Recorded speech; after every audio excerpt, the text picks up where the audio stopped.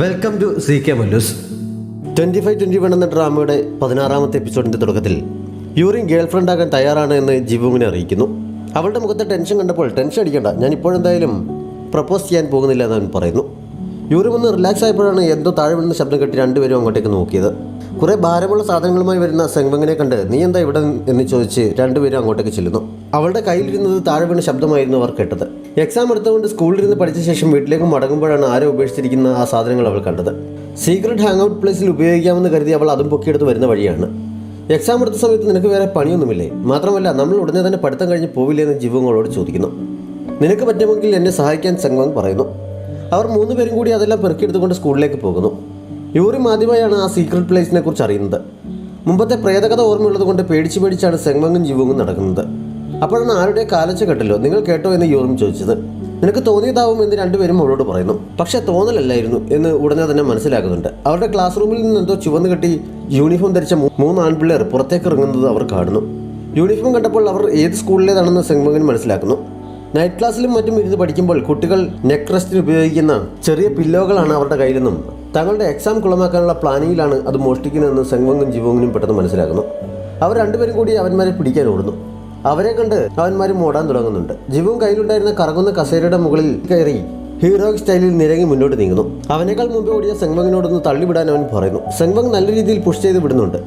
അവൻ കൃത്യമായി അവന്മാരുടെ 3 പേരുടെയും ദേഹത്തേക്ക് നിടിച്ച് താഴെ വീഴിക്കുന്നു. ജിവും എഴുന്നേറ്റോടാൻ ശ്രമിച്ച് 2 പേരുടെ കാലിൽ പിടിച്ചപ്പോൾ മൂന്നാമൻ ഒരു കുഷ്യനും എടുത്ത് അവനെ തല്ലാൻ ഓങ്ങുന്നു. അപ്പോഴേക്കും യൂറിൻ കയ്യിൽ നിന്ന് ലൈറ്റിന്റെ നീണ്ട കമ്പി ഫെൻസിങ്ങിന്റെ വാള് പോലെ പിടിച്ച് അവന്റെ നേർക്ക് ചെന്നിട്ട് അവന്റെ ദേഹത്ത് നിന്റെ ഒരു വിരലെങ്കിലും തൊട്ടാൽ നിന്നെ ഞാൻ വെറുതെ വിടില്ല, മര്യാദയ്ക്ക് കുഷ്യനെല്ലാം ഇടയിട്ടിട്ട് ഓടിപ്പോയിക്കോ, ഇല്ലെങ്കിൽ നിന്റെ ദേഹം മുഴുവൻ ഹോൾ വീഴും എന്ന് പറയുന്നു. അവളുടെ പെർഫോമൻസ് കണ്ട് ജിവുങ്ങിന്റെ മുഖത്ത് നിലത്ത് കിടക്കുമ്പോഴും ഒരു പിഞ്ചിരി വിട്ടിരുന്നുണ്ട്. അപ്പോഴാണ് സെങ്വങ് മുന്നോട്ട് വന്ന് കുഷ്യനും പിടിച്ച് നിൽക്കുന്ന ചെക്കനോട്, ആ കുഷ്യൻ എൻ്റേതാണ്, കഴിഞ്ഞ 1 വർഷത്തിനിടയിൽ ഞാനത് കഴുകിയിട്ടേ ഇല്ല, അതിൽ നിറയെ എൻ്റെ തുപ്പലാണ്, നിനക്ക് കുഴപ്പമൊന്നുമില്ല എന്ന് ചോദിക്കുന്നത്. അവൻ പെട്ടെന്ന് താഴെ ഇടുന്നു. ഇതെല്ലാം ഇട്ടിട്ട് ഓടിപ്പോകുന്നെങ്കിൽ പൊയ്ക്കോ, ഇല്ലെങ്കിൽ ഇപ്പോൾ സെക്യൂരിറ്റിയെ വിളിക്കുമെന്ന് അവർ ഭീഷണിപ്പെടുത്തുന്നു.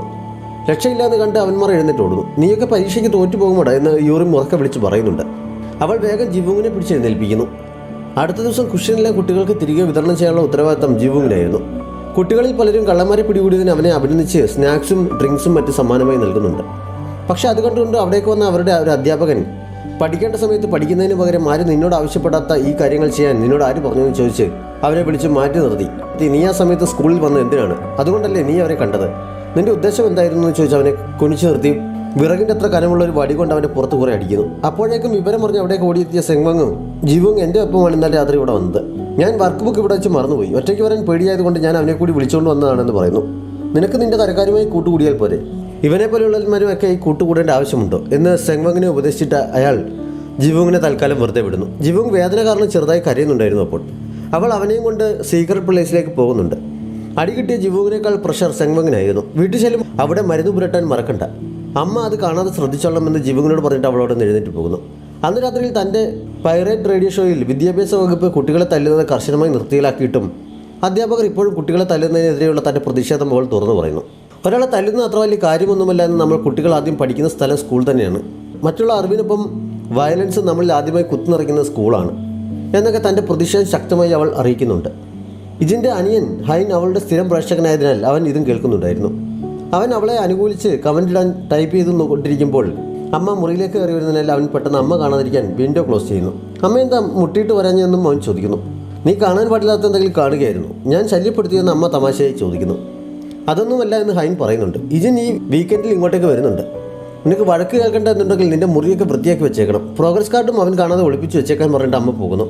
യൂറിമിനെ എങ്ങനെയാണ് പ്രപ്പോസ് ചെയ്യേണ്ടത് എന്ന ആലോചനയിലാണ് ഷൂട്ടിംഗ് കാണാൻ വന്നിരുന്ന ജിവു. അവൻ അതിനെക്കുറിച്ച് സെങ്വങ്ങിനോട് പറയുന്നുമുണ്ട്.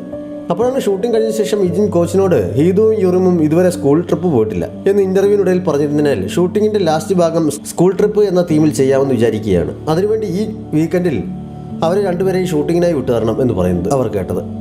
ഞാനും വരണമായിരിക്കുമല്ലോ, ഞാൻ പക്ഷേ നല്ല തിരക്കിലാണ്, സമയം കിട്ടുമോ എന്നറിയില്ല എന്ന് കോച്ച് പറഞ്ഞപ്പോൾ കോച്ച് വേണ്ട എന്ന രീതിയിൽ ഹീദുവും യൂറിമും പുറകിൽ നിന്ന് ആംഗ്യം കാണിക്കുന്നതിനാൽ കോച്ച് വരേണ്ട ആവശ്യമില്ല, എനിക്ക് അവർ രണ്ടുപേരെയും പേഴ്സണലായി അറിയാവുന്നതുകൊണ്ട് പേരൻസിനോട് ഞാൻ സംസാരിച്ചോളാം എന്ന് ഇജിൻ പറയുന്നു. കോച്ചിന് ചെറിയ നിരാശയുണ്ടായെങ്കിലും അവർ അനുവാദം നൽകുന്നുണ്ട്. കോച്ച് പോയി കഴിഞ്ഞപ്പോൾ ബീച്ചിലേക്കാണ് പോകുന്നതെന്ന് പറഞ്ഞ് നമ്മൾ സ്കൂൾ ട്രിപ്പ് പോവുകയാണെന്ന് പറഞ്ഞ് ഹീദുവും യൂറിമും സന്തോഷം കൊണ്ട് തുള്ളിച്ചാടുന്നു. എനിക്ക് അത്യാവശ്യമായി സ്റ്റേഷനിലെത്തണം, ബാക്കി ഡീറ്റെയിൽസ് ഫോണിലൂടെ പറയാമെന്ന് പറഞ്ഞ് ഇജിൻ ഉടനെ തന്നെ പോകുന്നുണ്ട്. സെങ്വങ്ങും ജിവുങ്ങും കൂടി ഓടി ഹിതുവിൻ്റെയും യൂറിമിൻ്റെയും അടുത്തെത്തി ബീച്ചിൽ പോയി കൊള്ളാമെന്ന് ഞങ്ങൾക്കും ആഗ്രഹമുണ്ടെന്ന് പറയുന്നു. അവർ കൂടെ വരുന്നതിൽ ഹിതുവിനും യൂറിമിനും സന്തോഷമേ ഉള്ളൂ. പക്ഷേ വീട്ടിൽ അങ്ങനെ സമ്മതിപ്പിക്കുമെന്നാണ് പ്രശ്നം. ഇതിനെ കൊണ്ട് സെങ്വങ്ങിൻ്റെ അമ്മയോട് സമ്മതം വാങ്ങിയാൽ ജിവുങ്ങിൻ്റെ അമ്മയെ കൊണ്ട് അവർ സമ്മതിപ്പിച്ചോളും. പക്ഷേ ഇതിനെ കൊണ്ട് സമ്മതിപ്പിക്കാൻ എന്താണ് വഴി എന്ന് അവർ ആലോചിക്കുന്നു. അവസാനം അക്കാര്യം ഞാനെത്തിയൊന്ന് സെങ്വങ് പറയുന്നു. അന്ന് രാത്രി ഇജിൻ വീട്ടിലെത്തുന്ന സമയം നോക്കി വെയിറ്റ് ചെയ്ത സെങ്വങ് അവനൊരു ഡ്രിങ്ക്സ് ഒക്കെ നൽകി സോപ്പിട്ട് കാര്യം അവതരിപ്പിച്ചെങ്കിലും നടക്കില്ല എന്ന് പറഞ്ഞ് ഇജിൻ തിരികെ നൽകിയിട്ട് അകത്തേക്ക് കയറി പോകുന്നു. പക്ഷേ സെങ്വങ് തോൽവി സമ്മതിക്കാൻ തയ്യാറല്ലായിരുന്നു. അവൾ അടുത്ത ദിവസം സ്കൂളിൽ നിന്ന് വന്ന ഉടനെ അമ്മ അവൾക്കുണ്ടാക്കി വെച്ചിരുന്ന വിഭവസമൃദ്ധമായ ഭക്ഷണം എല്ലാം വിളമ്പി ഇജിൻ്റെ മുറിയിൽ കൊണ്ടുവെക്കുന്നു. ജോലി കഴിഞ്ഞ് വന്ന ഇജിൻ ആദ്യം അത് കണ്ട് ആരുമില്ലാത്തപ്പോൾ മുറിയിൽ അതിക്രമിച്ച് കിടക്കുന്നത് തെറ്റല്ലേ, ഇവളെ കൊണ്ട് തോറ്റില്ല എന്നൊക്കെ പറഞ്ഞ് ജാടയിട്ടെങ്കിലും ഭക്ഷണം വേണ്ടെന്ന് വയ്ക്കാൻ അവന് കഴിയുന്നില്ല. ആർത്തിയോടെ അത് മുഴുവൻ അവൻ തിന്നു തീർക്കുന്നു. അടുത്ത 2 ദിവസവും ഇത് തന്നെ ആവർത്തിക്കുന്നു. ഇജിൻ ആദ്യം പാത്രം കാണുമ്പോൾ ജാടയിടുമെങ്കിലും പ്ലേറ്റ് കാലിയാവുന്നവരെ മുഴുവൻ തിന്നു തീർക്കാറുണ്ട്. 4ാമത്തെ ദിവസം അവൻ ജോലി കഴിഞ്ഞ് വന്നപ്പോൾ ഫുഡില്ല. അവന് തലക്കടി കിട്ടിയതുപോലെ ആയിരുന്നു. അവൻ വേഗം താഴെ ചെന്ന് സെങ്ങനെ വിളിച്ചിറക്കിയിട്ട് നിനക്ക് സ്കൂൾ ട്രിപ്പ് വരണ്ടേ എന്ന് ചോദിക്കുന്നു. വരണ്ട എന്നവൾ താല്പര്യമില്ലാത്ത മട്ടിൽ പറയുന്നു. മര്യാദയ്ക്ക് ഭക്ഷണം ഉണ്ടാക്കി കഴിച്ചിരുന്ന ഒരു ചെറുപ്പക്കാരനോടാണ് നീ കളിച്ചതെന്ന് ഓർമ്മ വേണം എന്നൊക്കെ പറഞ്ഞ് ഇജിൻ അവളെ ഒന്ന് വിരട്ടുന്നുണ്ട്. സെങ്വങ് പക്ഷേ വിട്ടുകൊടുക്കാൻ തയ്യാറാവാതെ പാവം എൻ്റെ അമ്മ കഷ്ടപ്പെട്ട് മകൾക്ക് വേണ്ടി ഉണ്ടാക്കി വെച്ചതൊക്കെ മറ്റൊരാളാണ് കഴിച്ചുകൊണ്ടിരിക്കുന്ന അറിയുമ്പോൾ എങ്ങനെ പ്രതികരിക്കുമെന്ന് എനിക്കറിയില്ല എന്ന് പറഞ്ഞ് അവൾ തിരിച്ചവനെ ബ്ലാക്ക്മെയിൽ ചെയ്യുന്നു. കൃത്യം ആ സമയത്താണ് പച്ചക്കറിയും മറ്റും വാങ്ങാൻ പോയിരുന്ന അവളുടെ അമ്മ തിരികെ വന്നത്. അമ്മയോട് പറയുമെന്ന മട്ടിൽ അവൾ നമ്പർ ഇറക്കിയപ്പോൾ ഇതിനിടയ്ക്ക് ചാടി വീണ് ടൂറിൻ്റെ കാര്യം അമ്മയോട് അവതരിപ്പിക്കുന്നു. സെങ്വങ് ആ വിവരം അപ്പോൾ കേൾക്കുകയാണെന്ന മട്ടിൽ അഭിനയിക്കുന്നത് കണ്ട് ഇജിൻ അമ്പരം അവളെ നോക്കുന്നുണ്ട്. അമ്മ സമ്മതിച്ച വിവരം അടുത്ത ദിവസം സ്കൂളിലെ സീക്രട്ട് പ്ലേസിലെത്തി ബാക്കിയുള്ളവരോട് പറയുന്നു. എല്ലാവരും സന്തോഷം കൊണ്ട് തുള്ളിച്ചാടുന്നുണ്ട്. ടൂർ പോകുന്ന ദിവസം രാവിലെ തന്നെ 4 പേരും നല്ല സ്റ്റൈലായി ഡ്രസ് ചെയ്ത് ഇജിന് പറഞ്ഞിരുന്ന സ്ഥലത്ത് ഒത്തുകൂടുന്നു. ഓരോരുത്തരുടെയും ഡ്രസ്സിങ്ങിനെ എല്ലാവരും അങ്ങോട്ടും ഇങ്ങോട്ടും ഒക്കെ പുകഴ്ത്തുന്നു. യൂറിമിൻ്റെ കഴുത്തിൽ കെട്ടിരുന്ന സ്കാർഫ് ആ സ്റ്റൈലിൽ ചേരുന്നില്ല എന്ന് പറഞ്ഞ് ജിവുങ് ചെറിയ മാറ്റം വരുത്തി കൊടുക്കുന്നുണ്ട്. ആൽക്കഹോൾ ഇല്ലെങ്കിൽ സ്കൂൾ ട്രിപ്പ് കംപ്ലീറ്റ് ആവില്ല എന്ന് പറഞ്ഞ് സെങ്വങ് ബാഗിൽ കരുതുന്ന പരമ്പരാഗത വൈൻ അവരെ കാണിക്കുന്നു. 4 പേരും ശരിക്കും ത്രില്ലടിക്കുന്നു. നമുക്കിത് കഴിച്ച് അടിച്ചു പൊളിക്കണമെന്നൊക്കെ 4 പേരും കൂടി പ്ലാൻ ചെയ്ത് നിൽക്കുമ്പോഴാണ് ഇജിൻ വണ്ടിയുമായി വന്നത്. അവൻ കാണാതെ സെങ്വങ് വേഗം വന്ന് ഒളിപ്പിക്കുന്നു. വണ്ടി കൊണ്ടു നിർത്തി ഇജിൻ 4 പേരുടെയും ഡ്രസ്സിംഗ് കണ്ട് ട്രിപ്പ് ക്യാൻസൽ ചെയ്തെന്ന് പറഞ്ഞ് അവരെ കയറ്റാതെ വണ്ടി മുന്നോട്ടെടുക്കുന്നു. 4 പേരും ബാഗും തൂക്കിയെടുത്ത് പുറകെ ഓടുന്നുണ്ട്. കുറച്ച് ഓടിച്ചിട്ട് ഇജിൻ വണ്ടി നിർത്തി കൊടുക്കുന്നു. ബാഗ് പുറകിൽ വെച്ചിട്ട് ഹീതു ഓടിച്ചെന്ന് മുന്നിൽ സീറ്റിൽ കയറാൻ തുടങ്ങിയപ്പോൾ നിനക്ക് മാപ്പ് വായിക്കാൻ അറിയില്ല, അതുകൊണ്ട് പുറകിൽ പോയിരിക്കാൻ പറഞ്ഞിട്ട് സെങ്വങ്ങിനോട് മുന്നിൽ കയറാൻ ഇജിൻ പറയുന്നു. ഹീതു പുറകിലെ സീറ്റിൽ കയറാൻ തുടങ്ങിയപ്പോൾ ജിവുങ് അവളെ പിടിച്ച് തള്ളി മാറ്റിയിട്ട് യൂറിമിനോട് അവിടെ വന്നിരിക്കാൻ പറയുന്നു. ഹീതുവിന് ചെറുതായി ദേഷ്യം വരുന്നുണ്ടെങ്കിലും യൂറിം വിളിക്കുന്നതിനാൽ അവൾ ചെന്ന് കയറുന്നു. സെങ്വങ് കൂടി കയറിയ ശേഷം അവർ വണ്ടി വിടുന്നു. സ്കൂൾ ട്രിപ്പിന് പോകുന്നതിൻ്റെ എല്ലാ ആവശ്യത്തിലുമാണ് അവർ വണ്ടിയിലിരിക്കുന്നത്. ഇജിൻ അവരെയും കൊണ്ട് ആദ്യം അമ്മയുടെ അടുത്തേക്കാണ് പോയത്. യൂറിമിനെ അമ്മയ്ക്ക് നേരത്തെ തന്നെ അറിയാമായിരുന്നതിനാൽ അവരവളെ കെട്ടിപ്പിടിക്കുന്നുണ്ട്. യൂറിം ഹീതുവിനെ അമ്മയ്ക്ക് പരിചയപ്പെടുത്തുന്നു. TV-യിൽ മുമ്പ് കണ്ടിട്ടുണ്ടെന്ന് അമ്മ അവളോട് പറയുന്നു. ആൾ കൂടുതലായിരുന്നതിനാൽ ഇജിൻ താമസിക്കാൻ വേറെ സ്ഥലം ഏർപ്പാട് ചെയ്തിരുന്നു. അതിൻ്റെ ആവശ്യമില്ലായിരുന്നെന്ന് മാമൻ പരിഭവം പറയുന്നുണ്ട്.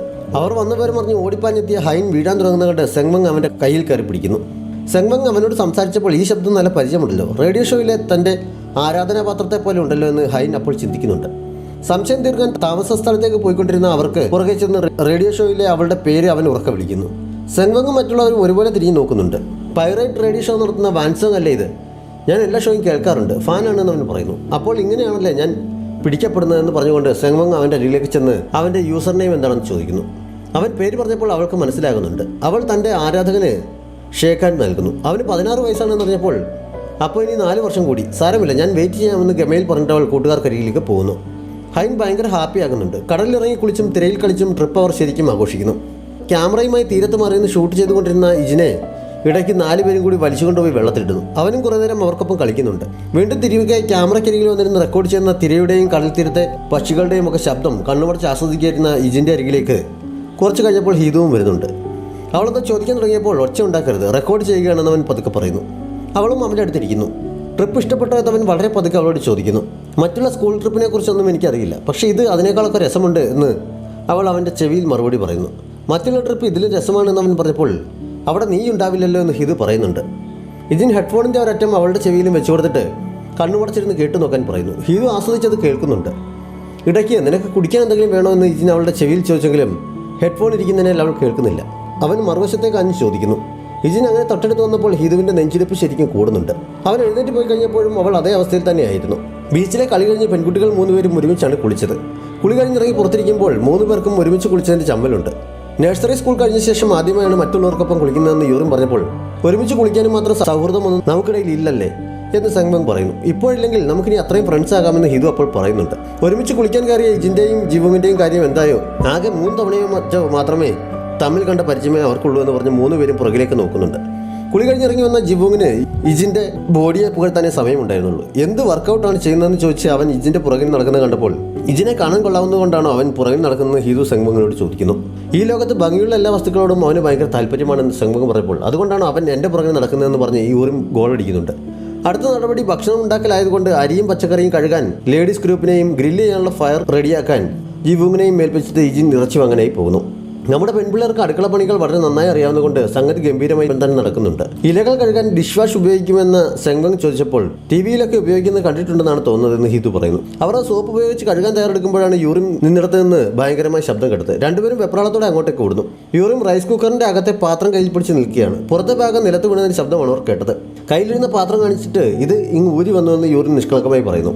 ഇതിങ്ങനെ വരുന്നതാണോ എന്ന് ചോദിച്ചാൽ അത് വാങ്ങി നോക്കുന്നുണ്ട്. ഭാഗ്യം റൈസ് കുക്കറിന് ഇങ്ങനെ 2 ഭാഗങ്ങളുണ്ടെന്ന് സെങ്മങ്ങിന് എന്തായാലും അറിയാമായിരുന്നു. എനിക്കിത്രയൊക്കെ അറിയാമെന്നവൾ പറഞ്ഞപ്പോൾ അത്ര അരി ഇടണം എന്ന് നിനക്കിപ്പോൾ അറിയാമായിരിക്കുമല്ലോ എന്ന് യൂറിം ചോദിക്കുന്നു. നമ്മൾ 5 പേരല്ലേ ഉള്ളത്, അപ്പോൾ 5 ബൗൾ അരി വേണമായിരിക്കും എന്ന് സെങ്മങ് പറയുന്നു. നീ ഉറപ്പായി സ്കൂളിലെ ഏറ്റവും മിടുക്കി തന്നെയാണ് എന്ന് അവളെ പുകഴ്ത്തിക്കൊണ്ട് ഹീതു ഒരു ബൗൾ അരി അളക്കാൻ തുടങ്ങുന്നു. ഈ സ്ഥലം ഇവിടുത്തെ ഗുണമേന്മയുള്ള അരിക്കും പാത്രങ്ങൾക്കും ഒക്കെ പ്രസിദ്ധമാണ് എന്ന് സെങ്മങ് പറഞ്ഞപ്പോൾ അത് നിനക്കെങ്ങനെ അറിയാമെന്ന് ഹീതു ചോദിക്കുന്നു. 7ാം ക്ലാസ്സിലെ സോഷ്യൽ സ്റ്റഡീസിലുണ്ടല്ലോ, അന്നൊക്കെ നിങ്ങൾ ക്ലാസ്സിൽ പോകാറുണ്ടായിരുന്നല്ലോ എന്ന് സെങ്മങ് ചോദിക്കുന്നു. രണ്ടുപേർക്കും പഠന കാര്യത്തിൽ നല്ല ഇൻട്രസ്റ്റ് ആയതുകൊണ്ട് രണ്ടുപേരും പെട്ടെന്ന് വിഷയം മാറ്റുന്നു. തീ കത്തിക്കാൻ ഏൽപ്പിച്ച ജിവുങ് ഈ സമയം ആളി കത്തുന്ന തീക്ക് മുന്നിൽ പകച്ചിരിക്കുകയാണ്. ഇറച്ചിയും വാങ്ങി വന്ന ഇജിൻ ബാർബിക്യൂവിന് തീ കത്തിക്കാനല്ലേ നിന്നോട് പറഞ്ഞത്, ഈ പ്രദേശം മുഴുവൻ കത്തിക്കാൻ പറഞ്ഞില്ലല്ലോ, വേഗം കുറെ വിറക് തിരിച്ചെടുക്കാൻ നോക്കാൻ പറയുന്നു. എങ്ങനെ ചെയ്യണമെന്ന് എനിക്കറിയില്ല എന്ന് ജിവുങ് പറഞ്ഞപ്പോൾ എങ്ങനെയെങ്കിലും എടുക്കാൻ നോക്കുക എന്ന് പറഞ്ഞ് ഇജിൻ എന്തോ എടുക്കാനായി മറുവശത്തേക്ക് ഓടുന്നു. അപ്പോഴാണ് അവിടെ അവളുമാരെ ഒപ്പിച്ച് വെച്ചിരിക്കുന്ന അവൻ കാണുന്നത്. 5 പേർക്ക് ചോറ് വെക്കാൻ അളവിന് ഉപയോഗിച്ച പാത്രവും വെച്ചിരിക്കുന്ന ചോറും കണ്ട് തലയ്ക്ക് കൈയെടുത്ത് ജിവുങ്ങിന്റെ അടുത്ത് വന്നപ്പോഴാണ് ബാർബിക്യൂ ചെയ്യാൻ റെഡിയാക്കിയ സ്ഥലത്ത് അവൻ ഫ്രൈ പാൻ വെച്ച് ഇറച്ചി പൊരിക്കുന്നത് കണ്ടത്. ഇങ്ങനെ ചെയ്യാനായിരുന്നെങ്കിൽ ഇത്ര കഷ്ടപ്പെട്ട് ബാർബിക്യൂനുള്ള സെറ്റപ്പ് റെഡിയാക്കേണ്ട കാര്യമുണ്ടായിരുന്നു എന്ന് അവനോട് ചോദിച്ചുകൊണ്ടിരിക്കുമ്പോഴാണ് കഴുകിക്കൊണ്ട് വന്ന ഇലകൾക്ക് സോപ്പിന്റെ മണമുണ്ടെന്ന് ഹീതു ചോദിക്കുന്നവൻ കേട്ടത്. സോപ്പ് വെള്ളത്തിലാണത് കഴുകിയതെന്ന് കൂടി അറിഞ്ഞപ്പോൾ ഇജിന്റെ നിയന്ത്രണം തെറ്റുന്നു. ഒറ്റ ഒരെണ്ണം അനങ്ങിപ്പോരുത് എന്ന് പറഞ്ഞ് അവൻ ചാടി എഴുന്നേൽക്കുന്നു. നിന്നെയൊക്കെ ഇത് ചെയ്യാൻ ഏൽപ്പിച്ച് എന്നെ പറഞ്ഞാൽ മതിയല്ലോ, നിന്നെയൊന്നും മനുഷ്യരുടെ കൂട്ടത്തിൽ കൂട്ടാൻ പറ്റില്ല, നീയൊക്കെ മൃഗങ്ങളാണ് എന്ന് അവൻ ദേഷ്യത്തിൽ പറയുന്നു. അവസാനം അവൻ തന്നെ ഭക്ഷണമെല്ലാം റെഡിയാക്കി അവരുടെ മുന്നിൽ കൊണ്ടുവയ്ക്കുന്നു. എല്ലാവരും സന്തോഷത്തോടെ കഴിക്കാൻ തുടങ്ങുമ്പോഴാണ് അവന്റെ അങ്കിൾ 2 തണ്ണിമത്തനുമായി അവിടേക്ക് വന്നത്. അങ്കിൾ അവരോട് സംസാരിച്ചിരുന്ന സമയം ഇജിനകത്ത് പോയി സെങ്മങ്ങിന്റെ ബാഗിലിരുന്ന വൈൻ എടുത്തുകൊണ്ടുവന്ന അങ്കിളിന് ഇവർ കൊണ്ടുവന്ന ഗിഫ്റ്റാണിത് എന്ന് പറഞ്ഞ് അദ്ദേഹത്തിന് കൊടുക്കുന്നു. 4 പേരുടെയും മുഖം ശരിക്ക് വാടിയെങ്കിലും അങ്കിളിനോട് ചിരിച്ചുകൊണ്ട് സംസാരിക്കുന്നു. അങ്കിൾ പോയി കഴിഞ്ഞപ്പോൾ എന്ത് പണിയാണ് ഈ കാണിച്ചത്, രഹസ്യമായി ആൽക്കഹോൾ കഴിച്ചില്ലെങ്കിൽ സ്കൂൾ ട്രിപ്പ് എങ്ങനെ കംപ്ലീറ്റ് ആകാനാണ് എന്ന് സെങ്മങ് ഇജിനോട് ചോദിക്കുന്നു. ഒളിച്ചു കൊണ്ടുവന്ന ആൽക്കഹോൾ പിടിക്കപ്പെടുന്നതും സ്കൂൾ ട്രിപ്പിന്റെ ഭാഗം തന്നെയാണ് എന്ന് ഇജിൻ അപ്പോൾ മറുപടി പറയുന്നു. വന്നിട്ടാരും ഇതുവരെ വീട്ടിലേക്കൊന്നും വിളിച്ചില്ലല്ലോ, കഴിച്ചു കഴിയുമ്പോൾ എല്ലാവരും പേരൻസിനെ വിളിച്ച് നിങ്ങൾ സേഫായി ഇങ്ങെത്തി എന്ന് പറയണം എന്നും അവൻ പറയുന്നു. കഴിച്ചു കഴിഞ്ഞ് ഓരോരുത്തരായി വീട്ടിലേക്ക് വിളിക്കുന്നുണ്ട്. ഹിതു അമ്മയ്ക്ക് മെസ്സേജ് ഇടുകയാണ് ചെയ്തത്. സെങ്മങ് ലാൻഡ് ഫോണിൽ നിന്ന് വിളിച്ചു കഴിഞ്ഞപ്പോൾ ജിവുങ്ങിനോട് വിളിച്ചോളാൻ പറയുന്നു. അവൻ സ്പീക്കറിലിട്ടാണ് കോൾ ചെയ്തത്. പക്ഷെ അവൻ തീരെ പ്രതീക്ഷിക്കാത്ത രീതിയിലാണ് അമ്മ സംസാരിച്ചത്. അവന്റെ പ്രോഗ്രസ് റിപ്പോർട്ട് അമ്മ ഇപ്പോഴാണ് കണ്ടത്. ക്ലാസ്സിൽ ഏറ്റവും പുറകിലാണെന്ന് അറിഞ്ഞാൽ ദേഷ്യവും വിഷമവും എല്ലാം അവർ പറയുന്നു. ഞാൻ എത്ര കഷ്ടപ്പെട്ടാണ് നിന്റെ അച്ഛന്റെ കയ്യിൽ നിന്ന് നേടിയെടുത്തതെന്ന് നിനക്ക് അറിയാവുന്നതല്ലേ, എന്നിട്ട് നീ എന്താണ് ഈ കാണിക്കുന്നത്, എന്താണ് നിന്റെ ഉദ്ദേശം എന്നൊക്കെ അമ്മയോട് ചോദിക്കുന്നു. അത്രയും ആയപ്പോഴേക്കും അവൻ ഫോൺ സ്പീക്കറിൽ നിന്ന് മറ്റു കയ്യിലെടുത്ത് സംസാരിക്കുന്നു. ഫോൺ വിളി കഴിഞ്ഞ് ഒരുമിച്ച് തണ്ണിമത്തം കഴിക്കാതിരുന്നപ്പോഴും എല്ലാവരും ആ കോളിന്റെ ഹാങ് ഓവറിൽ പരസ്പരം മിണ്ടാതിരിക്കുകയാണ്. അവസാനം സെങ്മങ് സഹിയിട്ട് നീ എന്തിനാ കോൾ സ്പീക്കറിൽ ഇട്ടതെന്ന് ചോദിക്കുന്നു. ഞാൻ തീരെ പ്രതീക്ഷിച്ചതല്ലെന്ന് ജിവുങ് പറയുന്നു. അവന്റെ പേരൻസ് ഡിവോഴ്സ് ആയതാണെന്നും അച്ഛനും മുത്തശ്ശനും ഒന്നും എന്നെ വിട്ടുകൊടുക്കാൻ തയ്യാറില്ലായിരുന്നു കൊണ്ട് അമ്മ കുറെ ഫൈറ്റ് ചെയ്താണ് എന്നെ കൂടെ കൊണ്ടുപോയത് എന്നൊക്കെ അമ്മ പറഞ്ഞു കേട്ടിട്ടുണ്ട്. ഞാനത് കുട്ടിയായിരുന്നതിനാൽ എനിക്ക് ഒരുപാടൊന്നും ഓർമ്മയില്ല എന്ന് ജിവുങ് പറയുന്നു. ഓരോ വീട്ടിലും ഓരോ ദുഃഖമുണ്ടാകും. എന്റെ വീട്ടിൽ കണ്ടില്ലേ, ലോണിന് ഗ്യാരണ്ടി നിന്ന് ഞങ്ങൾ കൂടുതൽ കടക്കണിയിലായത് എന്ന് യൂറിൻ അവനെ ആശ്വസിപ്പിക്കാനെന്നാണ് പറയുന്നു. നിന്റെ കുടുംബം നല്ല ഹാപ്പിയാണല്ലോ, നീ നിന്റെ അച്ഛനുമായി നല്ല അടുപ്പത്തിലല്ലേ, എന്റെ അച്ഛൻ ചെറുപ്പത്തിലെ മരിച്ചു പോയതാണ് എന്ന് ഹീതു അപ്പോൾ തൻ ദുഃഖം പറയുന്നു. എല്ലാവരും അപ്പോഴാണ് ആ കാര്യം അറിയുന്നത്. ഞാനിത് മുമ്പ് ആരോടും പറഞ്ഞിട്ടില്ല എന്നും അവൾ പറയുന്നുണ്ട്. അച്ഛനെ നിനക്ക് ശരിക്കും മിസ് ചെയ്യുന്നുണ്ടായിരിക്കുമല്ലേ എന്ന് ജിവുങ് ചോദിച്ചപ്പോൾ ഒരുപാട് മിസ് ചെയ്യുന്നുണ്ട്, പക്ഷെ അതിനേക്കാൾ വലിയ വിഷമം ഞാനും അമ്മയും തമ്മിൽ അച്ഛനെക്കുറിച്ച് സംസാരിക്കാറില്ല എന്നുള്ളതാണ്. ഇങ്ങനൊരു സംഭവം നടന്നിട്ടില്ല എന്ന മട്ടിലാണ് ഞങ്ങൾ രണ്ടുപേരും. എനിക്ക് അച്ഛനെ ഒരുപാട് മിസ് ചെയ്യുന്നുണ്ടെന്ന് അമ്മയോട് പറയണമെന്നുണ്ട്, അമ്മ മിസ് ചെയ്യുന്നുണ്ടോ എന്ന് ചോദിക്കണമെന്നുണ്ട്, പക്ഷെ ഞങ്ങൾ അതിനെക്കുറിച്ച് സംസാരിക്കാറില്ല എന്നവൾ പറയുന്നു. പുറത്ത് കാണിച്ചില്ലെങ്കിലും വളരെ വിഷമത്തിലാണ് ഹീതു അത്രയും പറഞ്ഞത് എന്നെല്ലാവർക്കും മനസ്സിലാവുന്നുണ്ട്. ജിവുങ്ങിന് മാത്രം കരച്ചിൽ നിയന്ത്രിക്കാൻ പറ്റുന്നില്ല. അവൻ മൂക്ക് ചുറ്റുന്നത് കണ്ട് നീ കരയുകയാണെന്ന് ചോദിച്ച് ഹീതു അവനെ കളിയാക്കുന്നു. അല്ല എന്ന് പറഞ്ഞ് ജിവുങ് എഴുന്നേറ്റ് പോയപ്പോൾ ഹീതുവും അവനെ കളിയാക്കിക്കൊണ്ട് പുറകെ ചെല്ലുന്നു. നീ മാത്രം സെന്റിയൊന്നും പറഞ്ഞില്ലല്ലോ എന്ന് ഇജിൻ സെങ്മങ്ങിനോട് ചോദിക്കുന്നു. എന്റെ വിഷമമൊന്നും ഇവരുടെ പോലെ ഉള്ളതല്ല എന്ന് മാത്രം അവൾ പറയുന്നു. അതിനുശേഷം എല്ലാവരും കൂടി അസ്തമനം കാണാനായി പോകുന്നു. അവർ കമ്പിത്തിരി കത്തിച്ച് കളിക്കുകയും ഫോട്ടോയും എടുക്കുകയൊക്കെ ചെയ്യുന്നുണ്ട്. ഇജിൻ മാറി നിന്ന് അത് കാണുന്നു. അതിനുശേഷം എല്ലാവരും കൂടി കടൽ തീരത്തിരുന്ന് കുറേ സമയം സംസാരിക്കുന്നു. ഈ നിമിഷങ്ങൾ ജീവിതത്തിൽ ഒരിക്കലും മറക്കില്ല എന്നാണ് തോന്നുന്നതെന്ന് ഹീതു ഇടയ്ക്ക് പറഞ്ഞപ്പോൾ ചിലപ്പോൾ മറക്കില്ലായിരിക്കുമെന്ന് ഇജിനും പറയുന്നു. പക്ഷേ എപ്പിസോഡിന്റെ അവസാനം മിഞ്ച ഹീതുവിനോട് എന്നെ ഒരു ട്രിപ്പിന് കൊണ്ടുപോകുമോ, ബാലോ ട്രെയിനിങ് കാരണം കഴിഞ്ഞ വർഷം എനിക്ക് പോകാൻ കഴിഞ്ഞില്ല, കോവിഡ് കാരണം ഈ വർഷത്തെ ട്രിപ്പും ക്യാൻസൽ ചെയ്തു എന്ന് പറയുന്നു. ഇപ്പോൾ 2000-ൽ കൂടുതൽ കോവിഡ് കേസുകളാണ് റിപ്പോർട്ട് ചെയ്തിരിക്കുന്നത്. ഈ സമയത്ത് ട്രിപ്പൊന്നും വേണ്ട, പിന്നെ ഈ പ്രായത്തിൽ ട്രെയിനിങ് കാരണം എനിക്കും ട്രിപ്പിനൊന്നും പോകാൻ പറ്റിയിട്ടില്ല എന്ന് ഹീതു പറയുന്നു. ഡയറി വായിച്ച കാര്യം പറയാൻ പറ്റാത്തത് കൊണ്ട് അമ്മ ഫ്രണ്ട്സിനൊപ്പം ബീച്ചിൽ പോയതിൻ്റെ ഫോട്ടോസ് ഞാൻ ആൽബത്തിൽ കണ്ടിട്ടുണ്ടല്ലോ. ഈ നിമിഷം ഒരിക്കലും മറക്കില്ല എന്ന മട്ടിലാണല്ലോ അതിലെ നിൽപ്പ്. എന്നിട്ടത് മറന്നുപോയോ എന്ന് മിൻച ചോദിക്കുന്നു. ബീച്ചിൽ പോയതായി ഓർമ്മിക്കുന്നത് പോലുമില്ല. പിന്നെ എന്നും നിലനിൽക്കുന്നതായി ഒന്നുമില്ല. എല്ലാം നൈമിഷികമാണ്. അതെല്ലാം കഴിഞ്ഞു പോകും. ചിലപ്പോഴൊക്കെ അത് നല്ലതുമാണ് എന്ന് ഹിതു പറയുന്നിടത്ത് ഈ എപ്പിസോഡ് അവസാനിക്കുന്നു. ഏതെങ്കിലും കൂട്ടുകാർ സബ്സ്ക്രൈബ് ചെയ്യാതെ നമ്മുടെ ചാനൽ കാണുന്നുണ്ടെങ്കിൽ വേഗം തന്നെ മറക്കാതെ സബ്സ്ക്രൈബ് ചെയ്യുക. നോട്ടിഫിക്കേഷൻ ലഭിക്കുന്നതിനായി ബെല്ലൈക്കൺ കൂടി അമർത്തുക. Thanks for watching.